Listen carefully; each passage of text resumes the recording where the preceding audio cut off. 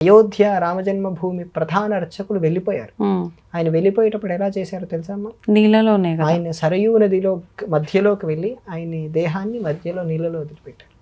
ఎందుకని అట్లా? యోగుల శరీరాలు ఏంటంటే సన్యాసులకు ఓ నియమం ఉంది. సన్యాసుల శరీరాలు ఉపయోగపడాలి. వాళ్ళకు శరీరం మీద కాంక్ష ఉండదు. వాళ్ళ శరీరం కాదని భావన ఉంటారు. ఉమ్. వాళ్ళ శరీరం చేయవలసింది మహాసమాధిని ఏదైనా తవ్వి లోపల పెట్టేస్తారు. ఉమ్. లేదు అంటే వాళ్ళ శరీరాన్ని మాంసం కొట్టులో ఎలాగైతే చికెన్ని కొట్టేసి తీసేస్తారో అలా వాళ్ళ శరీరాన్ని ఖండాలుగా చేసి ఆహారాన్ని వేసేయాలి జీవులకు. ఎందుకట్లా? ఉపయోగపడుతుంది కదమ్మా. కానీ అలా ఎవరూ చేయలేరు. మనం అంత చేసేంత శక్తి ఉండదు. ఒకరి దేహాన్ని మనం కట్ చేసి ఇంకొకరికి అలా ఆహారంగా వేసేంత శక్తి ఉండదు. అందుకోసమే ఇది జలచరాలకు ఉపయోగపడే విధంగా ఇలా చేస్తుంటారు. ఇలా చేస్తే జలచరాలకు ఉపయోగమే కదా. ఉమ్. శరీరం మళ్ళీ పైకి రాకుండా ఆ చేపలకు లోపల ఉండేటువంటి జీవులకు వాళ్ళ శరీరం ఉపయోగపడాలని అలా చేస్తుంటారు.